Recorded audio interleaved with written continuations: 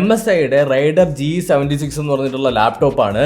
ഇതിന്റെ സ്പെക്ക് കേട്ട് കഴിഞ്ഞാൽ നിങ്ങൾ ഞെട്ടും. ഒന്നാമത്തെ പറഞ്ഞുതരാം കേട്ടോ. 360 ഹെർട്സ് റിഫ്രഷ് ആയിട്ടുള്ള ഒരു display, i7 12th gen processor, NVIDIAയുടെ 3070 Ti graphic card, 32 GB RAM, അതുപോലെ തന്നെ കൂളർ ബൂസ്റ്റർ 5 ടെക്നോളജി എന്നിങ്ങനെ ഇഷ്ടം പോലെ ഫീച്ചേഴ്സ് വരുന്ന ഒരു ലാപ്ടോപ്പാണ്. സത്യം പറഞ്ഞാൽ ഇതാണ് ആ ഒരു ലാപ്ടോപ്പിന്റെ സൈസ് എന്ന് പറയുന്നത്. ഇത്രയും മാരകമായിട്ടുള്ള ഒരു ലാപ്ടോപ്പാണ്. നിങ്ങൾ അടച്ചു വെച്ച് കഴിഞ്ഞാൽ ഇത്രയും ഒരു സൈസ് വരുന്ന സമയത്ത് നല്ല വെയിറ്റും ഉണ്ട്. അപ്പോൾ നിങ്ങൾ ചോദിക്കും, എന്തോന്നടേ ഇത്രയും വലിയൊരു ലാപ്ടോപ്പ് അല്ലെങ്കിൽ ഇത്ര ഹെവി ആയിട്ടുള്ള ലാപ്ടോപ്പ്, ഇത്രയും സൈസ് ഉള്ള ഒരു ലാപ്ടോപ്പ് ഒക്കെ വാങ്ങേണ്ട ആവശ്യമുണ്ടോ എന്നുള്ളത്. നിങ്ങൾക്ക് ലോകത്തിന്റെ ഏത് കോണിലിരുന്ന് വേണമെങ്കിലും അൾട്രാ ഗ്രാഫിക്സിൽ നല്ല ഗെയിംസ് എൻജോയ് ചെയ്യണമെന്നുണ്ടെങ്കിൽ ഈ സാധനം വാങ്ങണം. 17.3 ഇഞ്ചിന്റെ ഒരു ഡിസ്പ്ലേ ആണ് വരുന്നത്. അതൊരു 1080p റെസൊല്യൂഷനിലാണ് വരുന്നത്. 360 ഹെർട്സ് ആണ് അതിന്റെ റിഫ്രഷ് റേറ്റ്. രണ്ടാമതായിട്ട് വരുന്നത് 32 GB റാം, NVIDIA 3070 Ti ആണ് ഇതിനകത്ത് വരുന്നത്. ഗ്രാഫിക് കാർഡ് അത്രയും മാസീവ് ആയിട്ടുള്ള ഗ്രാഫിക് കാർഡ് വരുന്നുണ്ട്. 32 GB റാം.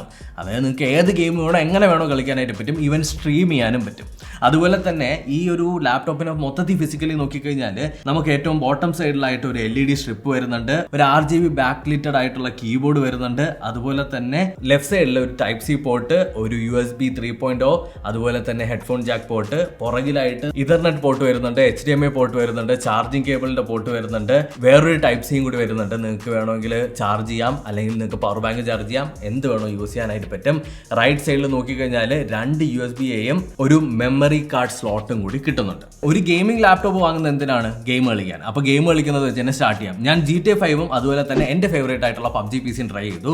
GTA 5 നോക്കിക്കഴിഞ്ഞാൽ നമുക്കൊരു 200 FPS ഓളം, അതായത് 175 180 FPS നിങ്ങൾക്ക് അൾട്രാ ഗ്രാഫിക്സിൽ അല്ലെങ്കിൽ ഹൈ ഗ്രാഫിക്സിൽ കിട്ടുന്നുണ്ട്. അതുപോലെ തന്നെ നിങ്ങൾക്ക് വേറൊരു കാര്യം നോക്കിക്കഴിഞ്ഞാൽ ഇതിന് ടെമ്പറേച്ചർ GTA 5 കളിക്കുന്ന സമയത്ത് ഒരു 68-70 അകത്ത് മാത്രമേ വരുന്നുള്ളൂ. ഇനി രണ്ടാമത്തത് നമ്മുടെ PUBG PC കളിക്കുമ്പോൾ നിങ്ങൾക്ക് ഒരു 230-240 FPS കയറും. ഏറ്റവും കുറഞ്ഞ FPS നമുക്ക് കിട്ടിയത് 120 130 ഒക്കെയാണ്. ഉറപ്പായിട്ടും 100+ FPS കറക്റ്റ് ആയിട്ട് കിട്ടും.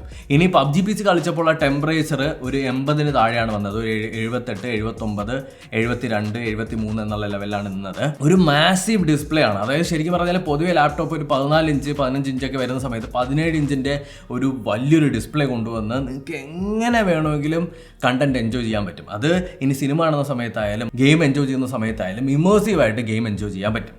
ഇനി നമുക്ക് ട്രാക്ക് പാഡ് നോക്കിക്കഴിഞ്ഞാൽ നല്ല റെസ്പോൺസീവ് ആയിട്ടുള്ള നല്ല സ്മൂത്ത് ആയിട്ടുള്ള ട്രാക്ക് പാഡ്. ഞാൻ ഈ ലാപ്ടോപ്പ് റിവ്യൂ ചെയ്യുന്ന സമയത്ത് കുറേ തവണ പറഞ്ഞിട്ടുള്ളതാണ്, ചില ട്രാക്ക് പാഡ് നമുക്ക് ഇക്ലിയാവും കൈ, അല്ലെങ്കിൽ ഒരു സുഖം കാണില്ല. പക്ഷെ ഭയങ്കര കംഫർട്ടബിൾ ആയിട്ടുള്ള ട്രാക്ക് പാഡാണ്. കീബോർഡിൻ്റെ കാര്യം ഒരു ബാക്ക് ലിറ്റഡ് കീബോർഡാണ്, നമുക്ക് കളറൊക്കെ മാറ്റാനൊക്കെ പറ്റും. എന്നാലും ടൈപ്പ് ചെയ്യാനുള്ള കംഫർട്ട് അല്ലെങ്കിൽ ടൈപ്പ് ചെയ്യാൻ എത്രത്തോളം പെർഫോമൻസ് ഉണ്ടെന്ന് ചോദിച്ചു കഴിഞ്ഞാൽ ആവറേജ്, അത്രേ ഉള്ളൂ. ഇപ്പം നിങ്ങൾ വിചാരിക്കും ഇവിടെയൊക്കെ തീർന്നെന്ന്. ഇവിടെ കൊണ്ടൊന്നും തീരുന്നില്ല. Wi-Fi 6 എന്ന് പറഞ്ഞിട്ടൊരു ഫീച്ചർ ഉണ്ട്. ഇതെന്താണെന്ന് ചോദിച്ചു കഴിഞ്ഞാൽ Wi-Fi ഒരു കണക്ഷൻ ഡ്രോപ്പും ഇല്ലാണ്ട് ഹൈ പെർഫോമൻസിൽ നിങ്ങൾക്ക് കിട്ടുന്നതെന്ന് ഉറപ്പ് വരുത്തും. അതുപോലെ തന്നെ ഇന്റലിന്റെ ഒരു ഫീച്ചറാണ് ഇന്റൽ കില്ലർ എന്ന് പറഞ്ഞിട്ടുള്ളത്. ഇതർനെറ്റ് പോർട്ട് വഴി നിങ്ങൾ ലാൻ കേബിൾ കണക്ട് ചെയ്ത് കഴിഞ്ഞാൽ നിങ്ങൾക്ക് ഭയങ്കര പിങ് ലോ ആയിരിക്കും. ഗെയിം കളിക്കുന്ന സമയത്തൊക്കെ നിങ്ങളെ ഹെൽപ്പ് ചെയ്യും. MSIയുടെ കൂളർ ബൂസ്റ്റർ 5 എന്ന് പറഞ്ഞിട്ടുള്ള ഒരു കൂളിംഗ് ടെക്നോളജിയാണ് ഇതിനകത്ത് കൊണ്ടുവന്നിട്ടുള്ളത്. അതായത് എത്രയൊക്കെ നിങ്ങൾ ഗെയിം കളിച്ചു കഴിഞ്ഞാലും അത് മിനിമലായിട്ട്, അതായത് ടെമ്പറേച്ചർ മാക്സിമം കുറച്ച് വയ്ക്കാനാണ് ഈ ലാപ്ടോപ്പ് പൊതുവെ നോക്കാറ്. 2 ഫാനും 6 ഹീറ്റ് പൈപ്പുമാണ് ഇതിൻ്റെ അകത്ത് MSI കൊടുത്തിട്ടുള്ളത്. സ്പീക്കേഴ്സിന്റെ കാര്യം പറയുന്ന സമയത്ത് സ്റ്റീൽ സീരീസ് ആണ് ഇതിന്റെ സ്പീക്കേഴ്സ് കൊണ്ടുവന്നിട്ടുള്ളത് കേട്ടോ. നമുക്കറിയാലോ നമ്മുടെ ഗെയിമിംഗ് ഹെഡ്ഫോണൊക്കെ ഉണ്ടാക്കുന്ന സ്റ്റീൽ സീരീസ്. പെർഫോമൻസിൻ്റെ കാര്യം പറയുന്ന സമയത്ത് ആവറേജ് അല്ലെങ്കിൽ ഒരു എബോ ആവറേജ് എന്നുള്ള ലെവലിൽ തന്നെ നമുക്ക് സംസാരിക്കാം. പക്ഷേ ഓഡിയോയുടെ ടോൺ ക്വാളിറ്റി എന്ന് പറയുന്നത് നല്ലത് തന്നെയാണ്.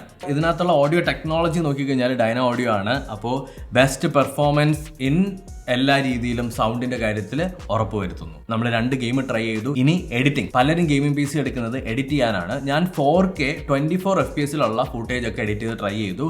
ഒരു തരത്തിലുള്ള ലാഗും ഇല്ല, ഒരു തരത്തിലുള്ള ജർക്കിങ്ങും ഇല്ല, ഒരു തരത്തിലുള്ള എന്താ പറയട്ടെ ബഗ്ഗുകളോ കാര്യങ്ങളോ ഒന്നും കാണാൻ പറ്റില്ല. സ്മൂത്ത് ആയിട്ട് പ്ലേ ബാക്ക് ഇട്ട് സ്മൂത്ത് ആയിട്ട് തന്നെ നിങ്ങൾക്ക് എഡിറ്റ് ചെയ്യാൻ പറ്റും.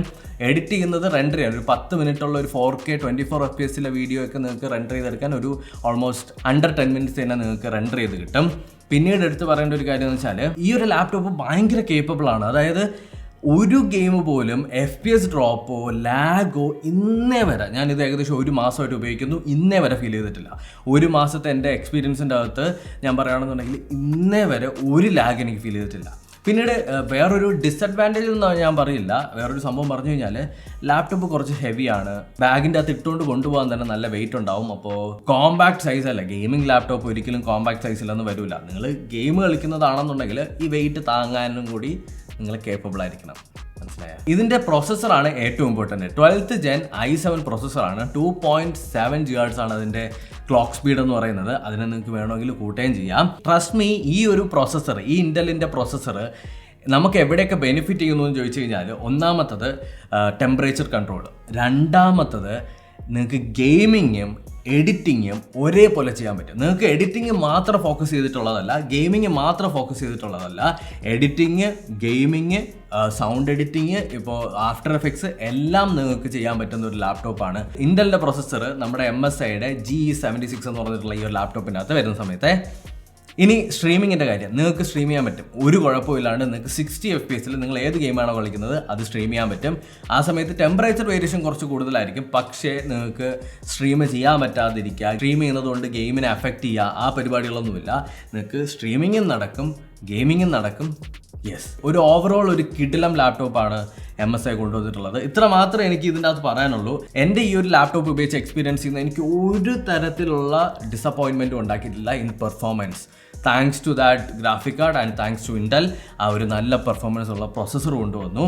പിന്നീട് എനിക്ക് ഫീൽ ചെയ്തത് കളേഴ്സ് കുറച്ചുകൂടി നല്ല എടുത്തു നിന്നിരുന്നെങ്കിൽ കുറച്ചുകൂടി രസമായിരുന്നേനെ. ഡിസ്പ്ലേയിൽ കളർ, പിന്നെ 1080p ആണ് ഇതിൻ്റെ റെസൊല്യൂഷൻ എന്ന് പറയുന്നത്. അതൊരു 2K എങ്കിലും ആക്കിയിരുന്നെങ്കിൽ. അപ്പോൾ ഇത്രയേ ഉള്ളൂ നമ്മുടെ വീഡിയോ. ഒരു ചെറിയൊരു വീഡിയോ ആണ്, ഒരു ഓവർവ്യൂ എന്ന ലെവലിൽ പറയുന്ന ഒരു വീഡിയോ ആണ്. ഡീറ്റെയിൽഡ് ആയിട്ടുള്ള ഒരു വീഡിയോ ചെയ്യാൻ പ്ലാൻ ചെയ്യുന്നുണ്ട്. നിങ്ങൾക്ക് അതിനകത്ത് എന്തൊക്കെയാണ് ഈ ലാപ്ടോപ്പിനെ കുറിച്ച് വേണ്ടതെന്നുള്ളത് കമൻറ്റ് സെക്ഷനിൽ കമൻറ്റ് ചെയ്യുക. And thank you so much for watching. അടുത്ത വീഡിയോ കാണാം. ബൈ.